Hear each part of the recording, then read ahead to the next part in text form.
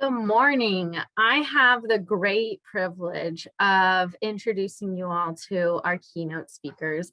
And these are three high school student activists who I have had the privilege to learn from and be inspired by over the last 11 months. And I hope that you get a little window into just one of the many ways that young people are changing the world. So even though the three of them are at three different points in their high school journey, and they have had to balance SATs and AP tests and courses, they've also really dedicated themselves to our important mission of getting more teachers teaching about climate change. So I'm going to have us start off with Bella, and here she is.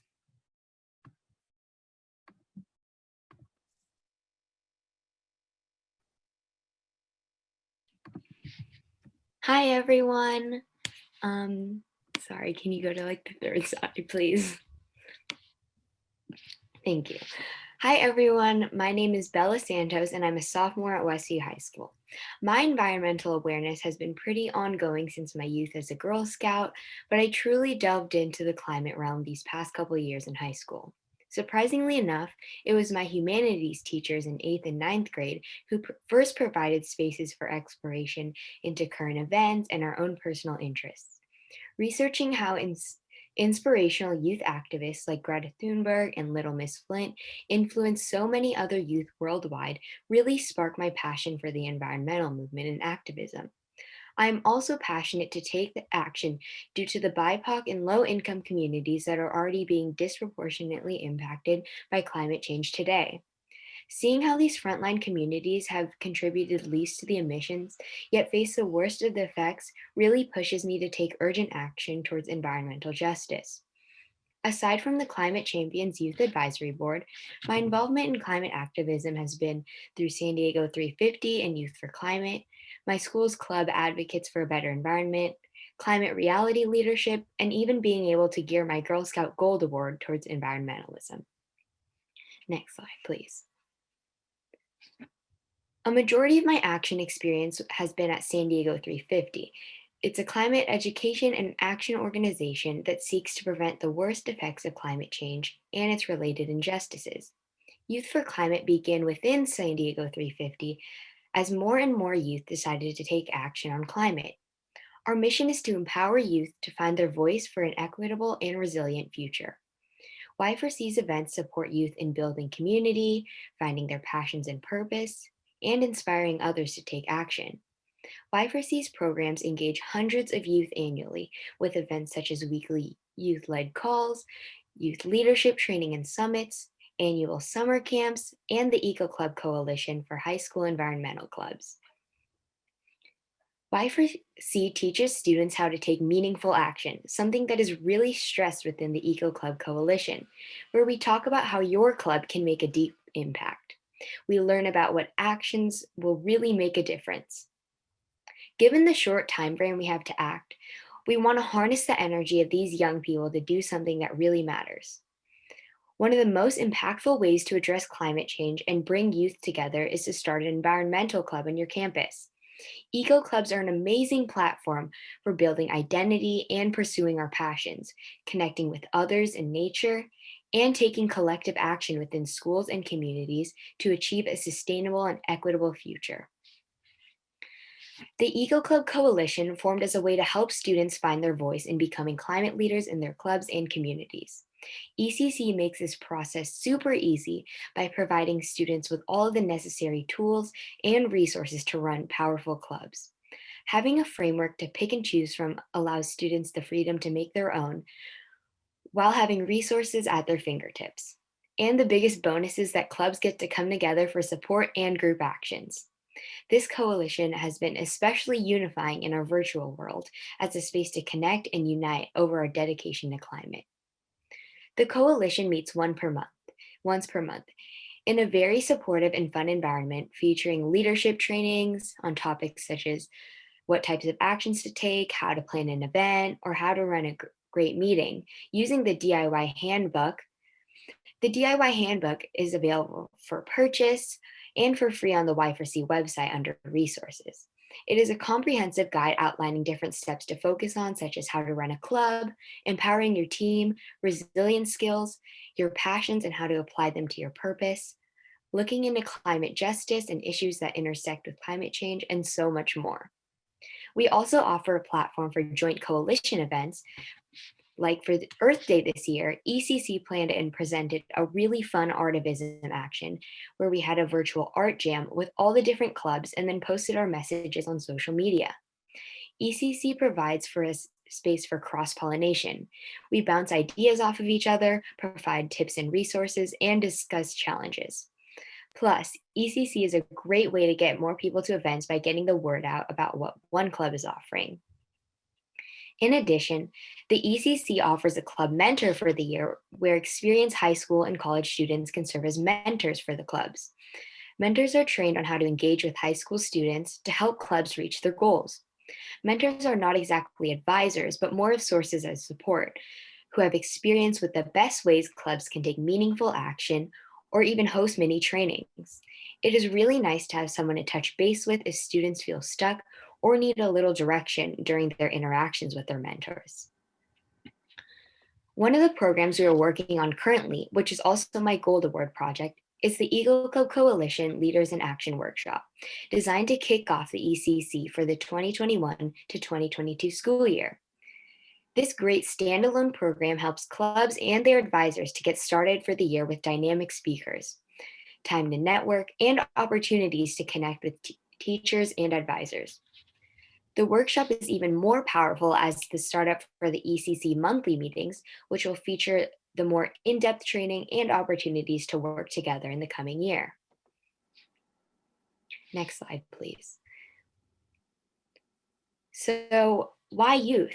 Young people have the most to lose due to the climate crisis. Our futures will be filled with the drastic effects. Historically, youth have played a significant role in making change.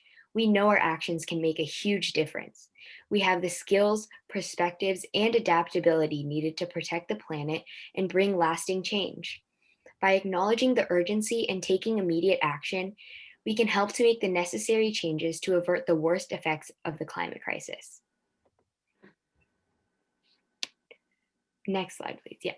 We need you. Educators, parents, and adults all play critical roles in guiding us through our climate journeys. One achievable way for you as adults to support youth is to get involved with climate organizations to learn more about the crisis.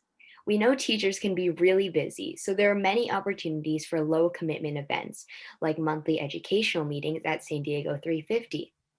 We are even working on a companion guidebook to our DIY handbook for teachers and advisors as a resource to best support your school club. We also ask that teachers encourage students to participate in organizations like Youth for Climate. In fact, a majority of students at Y4C heard about it from their teachers, and the other portion heard it from their friends already involved, proving how teachers are really instrumental in engaging the youth movement. Seeing how our teachers work on us with the topics we care about and tying current events into their curriculum, just as I have had the privilege to experience these few years, allows climate activism to be more accessible to youth and really empowers students to further their education, pursue their passions, and feel inspired to take action on environmental justice. Thank you. Hello, everyone. Well, my name is Kate Vedder, and now I'm going to be talking about my path to advocacy. So my path to advocacy started when I entered my freshman year of high school. Similar to Bella's experience, oddly enough, I was actually informed about the climate crisis, not in science class, but in my English class. My teacher assigned the students to write a speech about a current issue happening globally, and I happened to choose the issue of plastic pollution and how the production of that material actually contributes to climate change. And without this opportunity and the encouragement from my teacher to actually center my speech around such a problem, I would not be here today speaking with all of you about climate action and climate justice, which is an issue that is extremely important to me. So unfortunately, the topic of climate change is often excluded from class curriculum. Throughout high school, the conversation of climate change, the climate crisis, climate justice, and environmental issues have often been only discussed a few times. As we learn about chemistry and US history, we are never actually taught about the biggest and most threatening issue to humanity that we will ever face.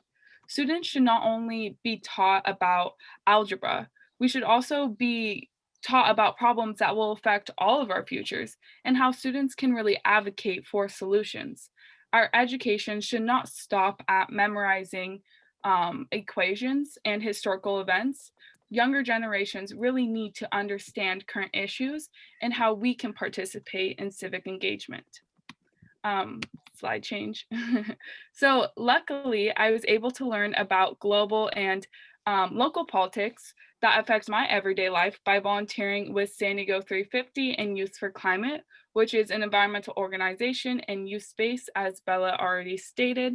So in July of 2020, I created Youth the Oil, which is their first youth-led campaign. Currently, it is organized by a group of high schoolers across San Diego advocating for public policy to end oil fossil fuel extraction in California. Throughout this academic year, we have gotten San Diego Unified School District, which is the second biggest district in California, and San Diego's County Board of Education to pass a resolution calling on Governor Newsom to immediately stop issuing new oil and gas permits. And if you go on to the next slide, you will see what the resolution specifically states. So as a team, we have spoken with school board members and other elected officials. We've wrote resolutions like the one that you were looking at and gotten over 80 students from San Diego to write public comments in support of our resolution. So from that, we know that students care and students need your support. Mobilizing youth to take action and seeing how our efforts result in victories is one of the most empowering experiences I have ever felt. As Bella mentioned when discussing the Eco Club Coalition, teachers can really empower students and make activism more accessible by encouraging them towards a path of advocacy, whether that is just simply being their support system for eco clubs or actually teaching their students in their classes about the importance of climate action. Sadly, like I stated, during my school experience and most students' school experiences, we're often not taught how our voices can make a difference and incite positive change. When students realize their power and potential as young leaders, we can begin to make an intergenerational movement of teachers and students fighting for a just, sustainable, and healthy planet. As young people organize and work with other youth towards a common cause in conjunction with that adult support, we acquire new skills, gain a deeper understanding of teamwork that is really beneficial for all students, no matter their background. By advocating for climate justice and leading the Youth Free Oil campaign, I have learned so much, and even that's an understatement. One of the most important lessons I was taught was the value of my own voice and how to stand up for what I believe in with confidence. By organizing this campaign, I've been able to get firsthand experience with lobbying for policy and also talking to elected officials. I elevated my skill set not only as an activist, but as a student. I learned how to write newsletters, speak to the media, effectively communicate with individuals from all backgrounds about issues that are important to me, and how to strategically solve problems. Being involved in activism is really an educational experience, and all students deserve the opportunity to get engaged in the climate movement. These new skills that I acquired will help me mobilize students at a collegiate level next year. In order to tackle the climate crisis with the urgency that it calls for, we need teachers to start the conversations about the severity of climate change in their classrooms and include climate curriculum, especially in the classrooms where the issue of climate change is not often discussed, like history or English. As I mentioned, I learned about climate change and became passionate about environmentalism in my English class. These conversations about climate justice and climate change are really detrimental to our education, and all students need to be learning about this so we can strengthen the next generation of young leaders. Thank you.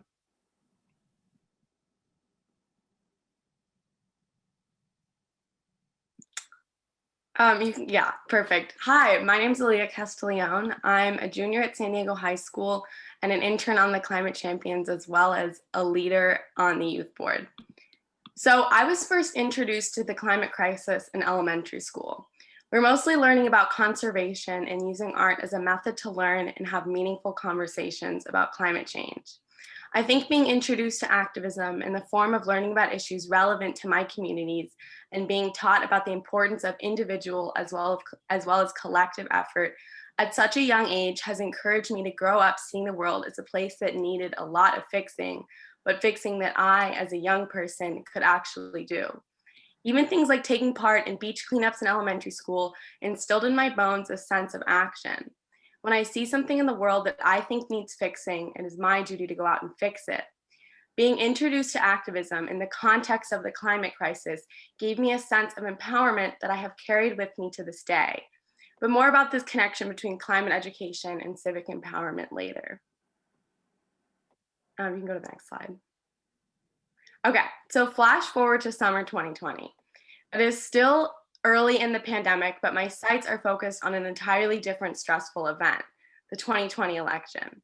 Like many of you, as people who care about the future of this country, of this planet, I felt a deep sense of dread, and I knew that I had to do something. At the time, I was 16, and I'm still 17, so the issue remains, but I could not vote in the 2020 election. With so much on the line, with my future on the line, I knew it was time to take this sense of duty and empowerment instilled in me from a young age and apply it to the election. So I focused my sights on a slightly more tangible goal to distract from the impending doom of the election, registering my peers who could vote to vote. So I decided to work for a national nonprofit started by Michelle Obama called When We All Vote, whose goal is to close the age and race gap in voting, specifically in their My School Votes program that was focused on high schools nationwide. So we got to work registering high school students, mostly seniors, to vote in our community. So how did we do this? We took a two-pronged approach to our efforts. Firstly, social media. This is where students are. Like Kate and Bella, we utilize social media, focusing on DM campaigns rather than texting or phone banking as a method of registering high schoolers and college students. Our second method of registration outreach was through schools, creating localized My School Votes clubs and presenting in classrooms with the support of teachers and school administrators. We would not have been able to register nearly as many students as we were without the support of our teachers who let us come into classrooms, Zoom rooms, to present information about how to register. Some schools took this further, like my school, where students have started a nonpartisan newsletter to make politics more accessible to our peers in an effort to increase civic engagement. My main takeaway from this experience was that the key to forming a robust national plan to register youth voters had to be regionally applicable, and the best way to do this was through school-focused activism and partnerships with teachers. Honestly, voting is so complicated, and the rules for registering look different in every state. But by teaching about voting and civics in schools, we eliminate worry that the information being shared is not regionally applicable. A major barrier in registering new voters, especially high school students, is that it is often complicated and incredibly difficult to find the information you need when researching independently on the internet. So now that we have established that schools are the best mechanism for sharing information that is both regionally applicable and accessible to students, why are teachers so important? Because teachers are the people who can make the information regionally applicable and accessible. Utilizing schools is huge because most, if not all, of the students registering will have the same requirements. Voting requirements vary by state and the ballot varies by region. Therefore, teachers only need to be able to relay the registration information relevant to the specific region in which they teach. Voting is complicated, and you guys are teachers, and one of the most important things you can do is explain how to do it in a way that's understandable. Students listen to you, and if you can show them that the information is no different than the content they are learning in schools, registering to vote and actually voting will not seem so intimidating. Yeah, so back to climate education. Civic education is not just about voting. It's about empowering students to be active participants in their communities and in our democracy. Teaching civics in conjunction with the climate crisis can show students that tangible action, like getting involved with local organizations and voting, is essential to handling the climate crisis. For me, learning about the climate crisis at a young age led directly to my involvement in voter registration efforts as a teenager. So there are two conclusions that work in conjunction with each other that I think should be your main takeaways.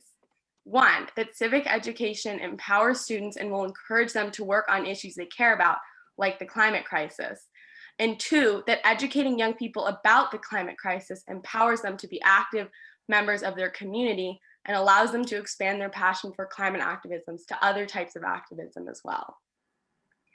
So in conclusion, civic education, including registering to vote, is just one part of the solution. Students must understand the concepts of the climate crisis and understand ways that they can become part of the solution. This could be joining campus clubs like eco clubs and connecting with other engaged young people, taking part in community action like Youth the Oil and Youth for Climate, and voting and becoming more civically engaged in their communities. We have introduced 3 different ways of approaching the climate crisis, but they all have one common theme: the importance of education and teachers. We need you all as educators to help empower students on and off campus through education, encouraging them to take part in community activism, connect with other activists on issues they care about, and promote civic engagement by making civics and voting more accessible. This together will allow us to collectively be more successful in our fight for the planet and the future. Thank you guys for listening.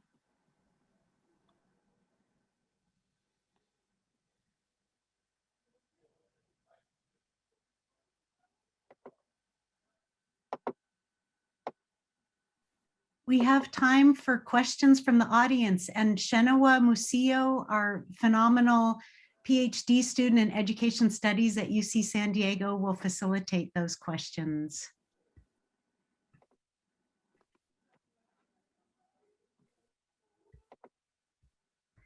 Feel free to unmute yourself and speak up and/or put a question in the chat.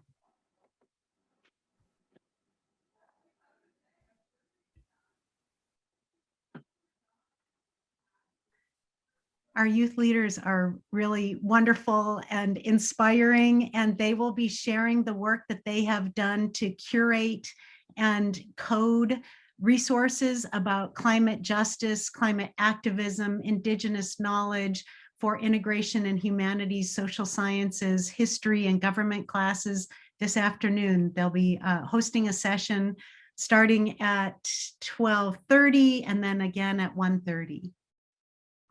That Kimberly has a question. Go ahead. Hi, thank you all so much for taking the time to talk to us today. It really has been very informative and helpful. I'm a professor at Cal State San Marcos, and I'm working to infuse climate change and climate justice material across all of my social science classes, and I'm working with faculty across campus on the same thing.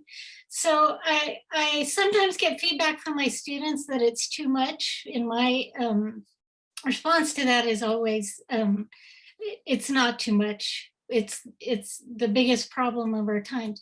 So what I'm wondering is, if in high school, if your classmates are resistant to hearing about this, and what kinds of reactions you see in their responses to any curriculum your teachers put forth. Thank you.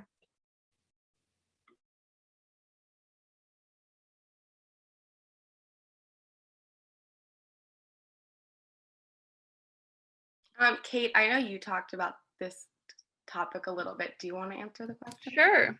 Yeah, so in my class, like I was saying, I was taught about climate change in my English class when we were assigned to give a speech, and my teacher really encouraged me to center it around a specific issue. But I feel like when the conversation of the climate crisis is brought up in class, students are actually very engaged because it's something that's very relevant to our future. And as students, I feel like we have a lot of anxiety about this issue because it will affect our futures. It's already affecting people primarily from BIPOC and low-income communities disproportionately.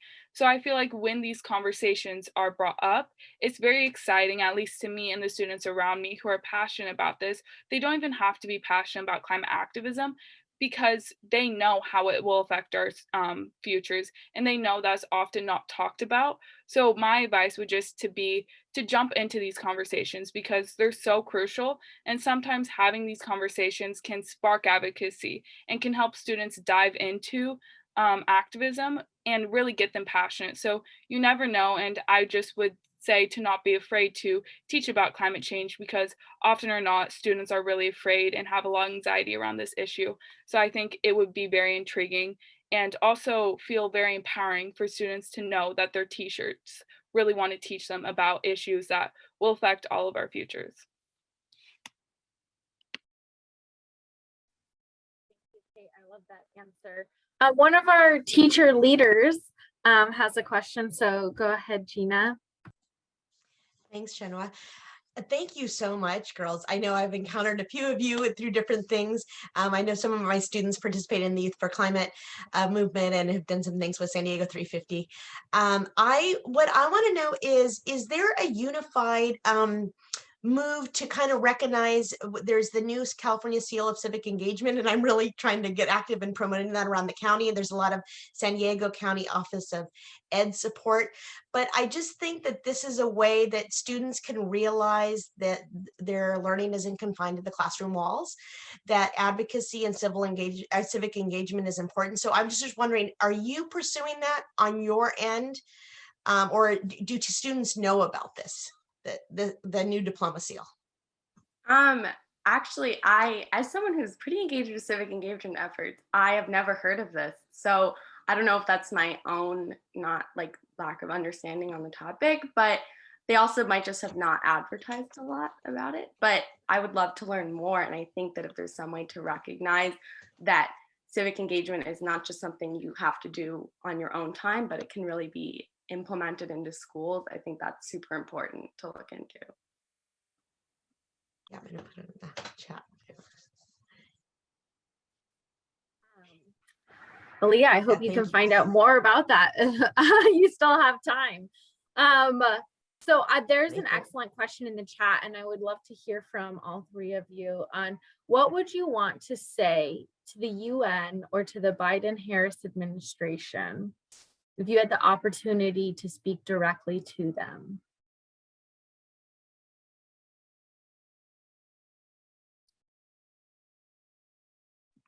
I can start off with this.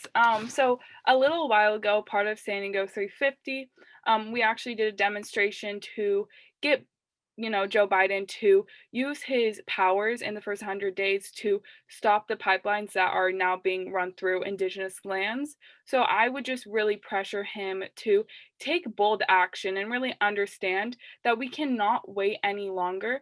I feel like more often than not, a lot of politicians say, oh, we will take climate action in 2045. That is way too late. I'm going to be in my early 40s by that time. We just simply cannot wait until then to take action. So I really would urge them to recognize how important climate justice and climate change is today, because it is harming people right now. And we cannot simply, be complicit in this and just wait and say, oh, hopefully it'll figure itself out, because it's not. Sadly, I feel like some adults have failed us because youth are really taking on this burden. And so I just hope that Joe Biden will understand this and his administration will, block the pipelines that are running through those lands and just really take accountability and move our, country to be a climate champion, because that's what we need. Other countries look at our country because we have a lot of power. So we really need to be pushing towards that and help, be a climate champion, because it's long overdue.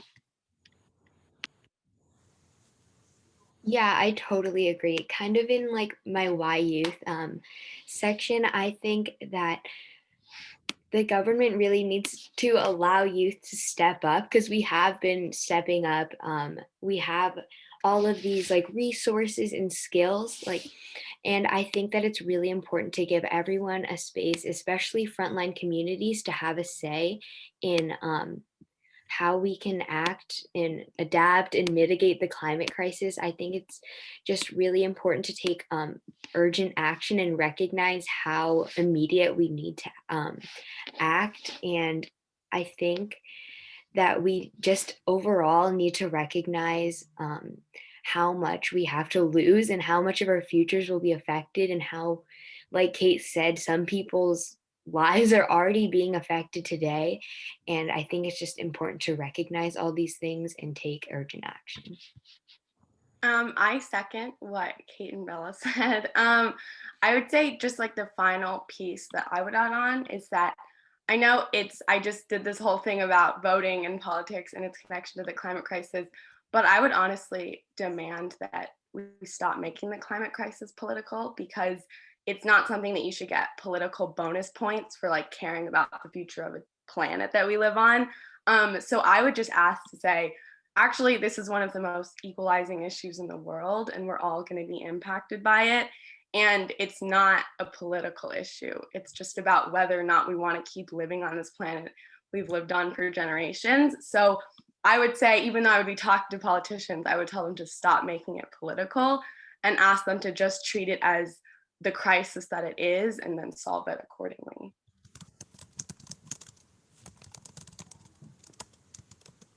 Wow. I am still, after working with you all over the last year, always so impressed by what you share. Kate, I see that you have your hand up. Do you have a follow-up? Oh no, I was just putting the clapping reaction to what Elea was saying.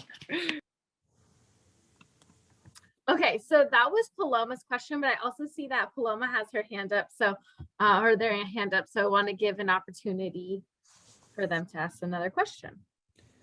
Thank you so much. And the follow-up question was and wanting people to know that actually we are getting an invitation from the UN Environmental Rapporteur to hear youth voices. So I was hoping that we could actually send this recording to that event. So I'm wanting you to know that wasn't a hypothetical question, that the UN wants to hear your voices.